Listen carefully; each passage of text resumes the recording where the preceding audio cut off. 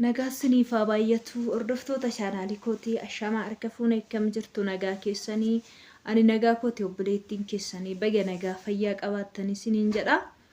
Viidiyoo kana laayik sheer godhaayi maaliif dhuftee alamii yoo jettaa waan dhufeef immoo isiniif himaa.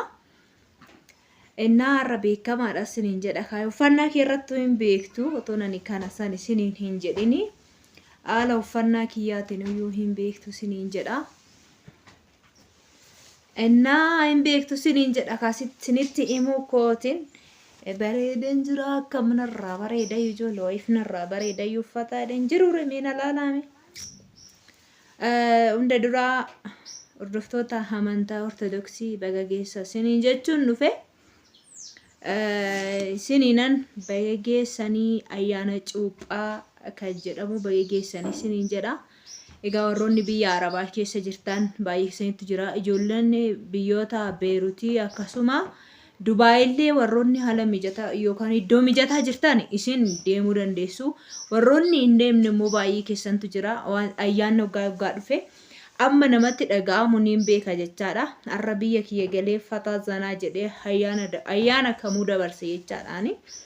Kanaaf baga geessanii isiniin jedha kan baranaa geessanii kan egeree immoo warra galee maatii keessan bira ga'e maatii keessan wajjiniin ayyaana kana dabarsitan akka taasisu Waaqayyo sinaa gargaaruu isiniin jechuun barbaada.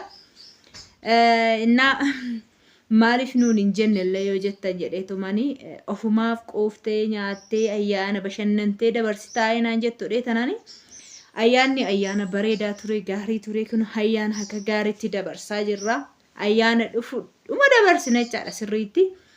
Dhugdee nyaannee waan nyaannu hin mul'ifnu garuu waan nu mul'ifnu maaliif ijoollee haala mijataa waan hin qabneef silaa nan mul'isa maaliif keessummaa waan hin qabuuf namoonni hin baay'atu. Ijoolleen irree keessa jiraachuu dandeessi ijoollee xixiqqoo araasiifaa sagalee wacaa waan akkasii waan qabuuf. Sila saniifani viidiyoo hojjechuun naaf hin mijanne malee waan biraatiif miti jechaadha. Yookaan immoo waa hojjechuu dhiiseef miti jechaadha. Otoon akkuma ormaa kana haala mijataa qabaadhe nama baqaashoo nama wajjin walitti dhufudha. Innaa akkasii isiniin jedha hordoftoota kiyyaa maaliif baay'ee keessummaan qabachaadhaan. Keessummaa baay'een qaba. Keessummaan maalidha seetan Oromoon sisaayidha jedhu. Sisaayii jechuun beektu waan ta'eef bayasa namni keessummaa qabu waan jedhu jechaadha. Sila kanaatiif ani malee otoo haalli nama mijatee waggaa maatii wajjiniin ayyaana waggaa fataa jedhee zanaa jedhee dabarsu sanaa viidiyoo isinii hojjedhee akkanatti isin bashannansiisuu hin danda'a jechaadha. Garuu immoo nama kophaa bulu yoo ta'e malee namni nama baay'ee wajjiniin bulu hin mijatuuf jechaadha. Ani koo gizeen kushiinaa dhaquuf jira gizeen achi immoo waxii hojjechuutu jira achi baqa waan hunda deddeemee hojjechuu jira waan ta'eef horiillee akkasuma waan furdisaa jiruuf kana kanatti yeroo deemu baqa baay'ee biiziin taa'achaadha viidiyoo baay'iseen hojjedhu. Kanaaf baga geessan isiniin jedha hordoftoonni amantaa kiristaanaa hundumti keessanii ortodoksiin baga itti isin ga'e jechuun jaalladha. Nama barana ga'ee hegerii ga'u rabbiin sinaa taasisu Waaqayyo sinaa gargaaru jabaadha jajjabaadha sinitti hin dhaga'amini ni soggaa meeqaachi teenyee ayyaanni dhufee darba akkamitti mimmaan keenya coobsine dabarsine jechaadha. Har'a garuu galata Waaqayyo galee tanan akkasitti taa'ee kun maatii koo wajjiniinis dabarsee baqa hiriyoota koo wajjin dabarsee firaa hundumaa wajjin dabarsa. Akkasitti nan dabarsa isiniin jedha isinillee akkasitti akka dabarsitan sinaa gargaaru Waaqayyo. Ayyaanni immoo ayyaana bareedaa ayyaana baqaashoo akkamitti isinitti mare namoonni miidiyaa hordoftanii jirtu waan ta'eef hin argitu baay'ee ayyaana ho'aa kan ture jechaadha.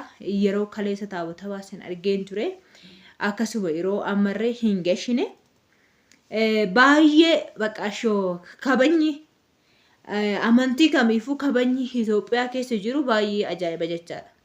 Amantiin kamiyyuu in kabajama amantiin kamiyyuu walii jaallata.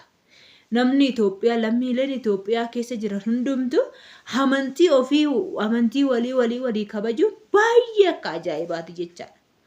Sababiin isaa amantaan kan abbaati waan ta'eef waan barbaadetti amanuu waan danda'uuf garuu amantii nama sanaa immoo kabajuuf hin baay'ee barbaachisaadha jechaadha. Nama wajjin jiraatan tokko fakkeenyaaf isa amantaa musliimaa hordofu hiriyoota kootii wajjin jiraadha. Isa amantaa ortodoksii hordofus immoo hiriyoota kootii wajjin jiraadha. Akkasumatti kan kabajaaf jechaadha. Isa amantaa pirotestaantii hordofus immoo hiriyoota kootii wajjin jiraadha. Wajjin nan kabaja jechaadha. Maaliif amantaan kan abbaati waan ta'eef hunda kan dursu maal seetan jaalala jechaadha. Akka onlaayinii irraa sana namni Itoophiyaa keessa jiru waliin jibbu. Wal jaallata amantii walii kabajaa walii jaallata siniin jedha. Baay'ee tokko gammadeen jira. Kanaafuu dhufee bakka geessa siniin jechuu dhufee guyyaa kana ga'uuf fedha waaqayyooti yoo ta'e malee baay'ee isaaniitu guyyaa kana geenya jedhee yaade guyyaa kana hanqata jechaadha. Guyyaadhuma kana waaqayyoo namaaf kenne har'a ga'uun keenya boruutti darbuun keenyas yoo fedha isaa ta'e malee ga'uu hin dandeenyu jechaadha. Garuu isin immoo har'a geessanii guyyaa kana geessanii isinitti nagaamini baga geessa siniin jechuuf hanfe siniin jedha.